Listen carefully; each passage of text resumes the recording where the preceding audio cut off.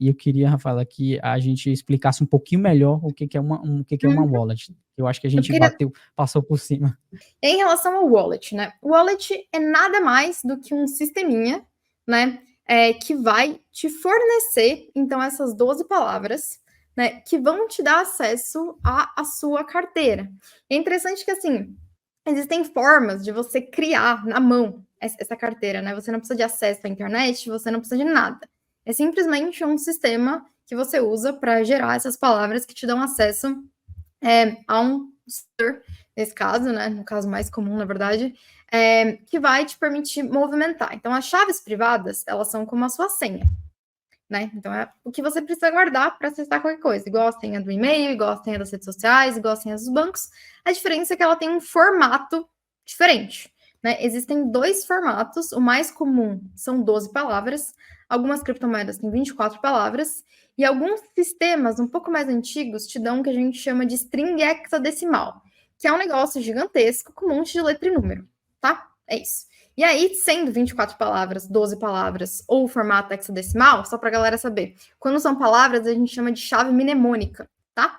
E aí, assim, sendo o formato mnemônico, seja o formato hexadecimal, a gente então vai entrar nesse softwarezinho, e o que é importante é que esse software seja um software válido, caso contrário, ele pode gerar essa chave para você e ele pode armazenar ela, e aí quando você enviar os fundos, ele vai roubar esse fundo de vocês, então é importante, né, saber se você está baixando do lugar certo, conferir o link, né, entra às vezes nas redes sociais daquela plataforma para conferir, confere de 3 lugares diferentes para ver se tu está acessando certinho ali, né? E aí existe uma coisa que poucas pessoas fazem, mas que também é interessante, é que tem como você, após fazer o download, verificar se aquele download veio de quem deve ser, que é a verificação da chave do desenvolvimento, do desenvolvedor, né? Quando você abre, por exemplo, a Electron, vai estar lá exatamente o sisteminha de chaves. É uma coisa um pouquinho chata, eu até tô para fazer um vídeo sobre isso, mas assim, existe também formas para você verificar se você baixou do lugar certo, que é um pouquinho mais avançado, não muito, tá? Não sei codar, mas eu consigo fazer, por exemplo. Mas o jeito mínimo que você deve fazer é ter certeza que a URL é certinha. E aí, assim, quão bagunçado é o seu computador? É uma pergunta que você também deve fazer, né? Tu assiste pornografia, baixa um monte de besteira, baixa infinitos jogos. Provavelmente esse computador não é o melhor lugar para você baixar a sua wallet, né? Sei lá, aprende a fazer uma repartição do seu computador e ter o Linux e o seu computador para pornografia separado, tá? É importante que a gente aprenda a fazer o que a gente chama de higiene digital. Bom antivírus. Cara, tem uns antivírus, antivírus não é uma coisa caro. Os antivírus, sei lá, da Kaspersky, por exemplo, são super bons e não são caros. Acho que vale a pena se você está querendo investir em cripto, ter um antivírus, ele vai te ajudar em várias coisas. Então, existem essas coisas de com limpo, né? Vai estar o seu dispositivo em que você vai baixar. E aí, o ideal, cara, é isso. Baixa num dispositivo, numa partição, se você puder, coloca lá, abre a sua carteira, digita suas palavras, guarda suas palavras, tira esse dispositivo, né? Tipo, exclui ele, até formata se você puder essa partição, e beleza, e fica mexendo. Tu guarda daí o seu endereço de recebimento, isso se você quiser investir de longo prazo, principalmente, né? Aí você guarda o endereço para receber, mas você não precisa ficar acessando a sua wallet. Não precisa ficar acessando. Então, daí é só você tem ali, consegue enviar os seus fundos para quando você quiser para sua wallet e usa ela sempre em um ambientinho ali razoavelmente limpo, tá? E no final aprende a guardar essas 12 ou 24 palavrinhas em segurança. E é isso, assim, não precisa complicar. Eu acho que nesse caso é o caso em que fazer o mais simples possível também é muito bom. Então, diquinhas básicas ali de segurança, né? De limpeza realmente de computador, de celular, baixar do link certo e que vai dar tudo certo se você não colocar como no bloco de notas do seu computador. Cara, eu fiquei indignada com essas histórias, com essas duas que teve. Teve uma na sequência da outra, né?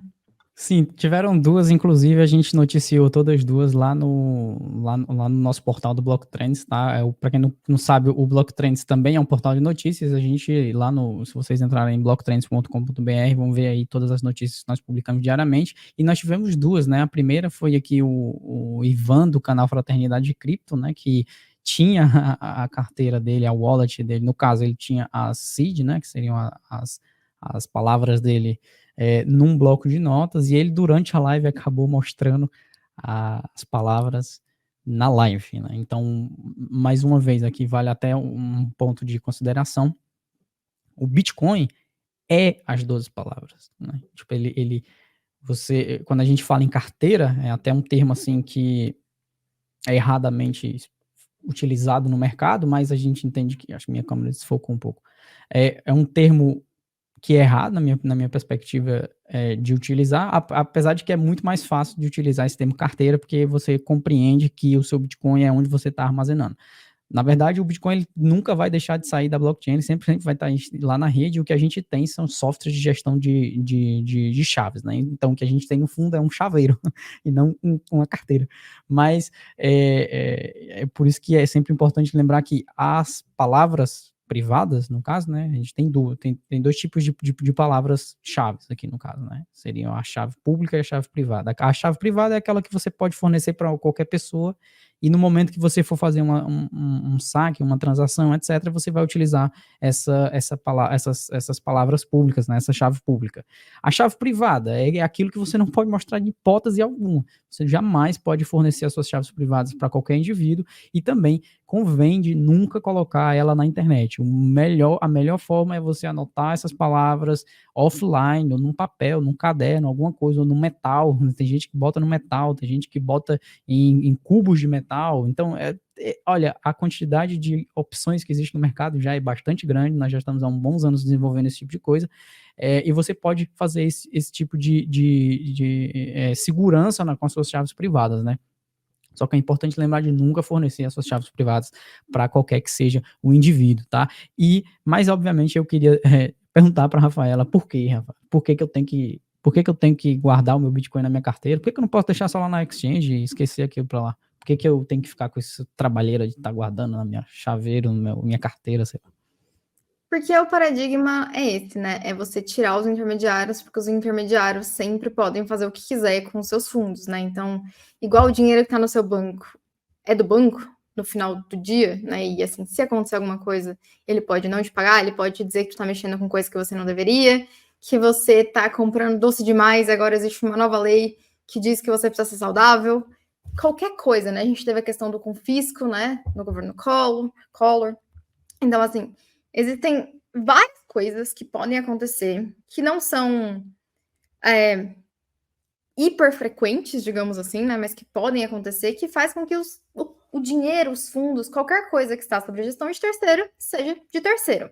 Então, se você quer ter a gestão, você precisa armazenar essas palavras. E no caso de cripto especificamente, nós temos centenas, dezenas, acho que milhares ainda não chegou, mas talvez, de exchanges que já foram hackeadas, que roubaram os fundos, que aconteceram coisas absurdas, do tipo, o cara morrer e ninguém ter acesso àqueles fundos, né? Então, assim, existem todos os tipos de histórias malucas que já aconteceram relacionadas a roubos, fraudes e problemas quando você deixa o dinheiro na exchange.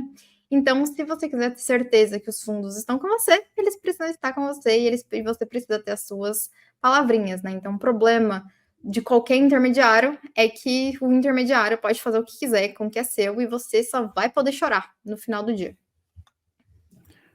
E é importante lembrar que quando você está vendo lá na tela da exchange, quando você estiver utilizando a exchange, já fez a primeira compra, já tem algum Bitcoin na exchange, você está vendo um número lá, você não está vendo Bitcoin. Você está vendo um certificado de posse de Bitcoin.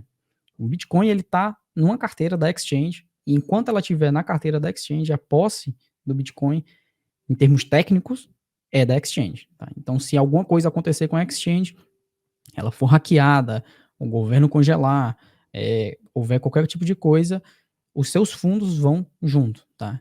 O que você tem ali é só um certificado de posse daqueles bitcoins.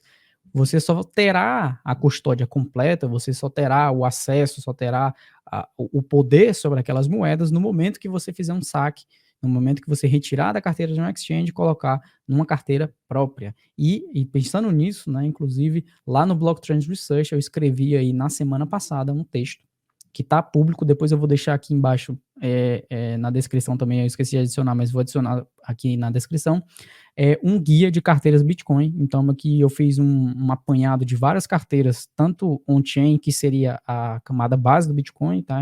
O ideal é que você comece pela on-chain para entender como é que funciona, e carteiras Lightning, que é o que a gente estava falando anteriormente, que seriam carteiras que rodam aí da segunda camada da rede do Bitcoin, que é uma rede paralela. Na verdade não é uma rede paralela, ela é um protocolo paralelo, né, que acaba otimizando e acaba trazendo mais escalabilidade para a rede do Bitcoin, e você pode utilizar ambos, tá? E como eu falei, na BIPA, por exemplo, você tem tanto on-chain quanto Lightning, e aqui tem vários exemplos, alguns que até que a Rafaela citou aí. Então você vai ter aqui carteiras de celular, inclusive vale até a pena deixar esse parênteses lá. Existem alguns tipos de carteiras. Então existe carteira que é só para celular, existe carteira que é para computador, existe carteira que não é para celular nem para computador, ele é um dispositivo próprio, criado só para isso, com desenvolvimento que só funciona para ser uma carteira, mais nada. Então existem vários tipos. Então, se você quiser entender um pouco mais, sugiro aí ler o artigo, para a gente também não tá, a gente poderia gastar 1 hora de live inteira só explicando todos os tipos de carteira, porque tem bastante coisa para falar sobre isso. Mas eu sugiro aí mais um dever de casa para você que está começando aqui, está querendo aprender sobre carteiras, vai ler o artigo aí sobre o guia de carteiras Bitcoin, e você vai poder ver que existem carteiras aí que você vai utilizar no seu celular, que pode ser um pouco mais portável, mas menos segura no que diz respeito você tá levando para qualquer lugar, e se alguém pegar o seu celular acaba sendo um vetor de ataque. Tem a carteira um pouco mais segura do que a do computador, vai ficar em casa e tal, mas também pode ser insegura por conta, se você estiver utilizando a internet, como a Rafaela falou, para acessar coisas que poderão ser um vetor de ataque, acaba também sendo menos inseguro no caso. E tem as carteiras de hardware, né, que são as carteiras que são ali dispositivos criados especificamente para que você utilize para guardar bitcoins, né? No caso seria como a Cold Card, como a Jade, como a Citsai, né? Tem várias opções aí que vocês poderão conferir aí mais à frente no artigo que eu escrevi.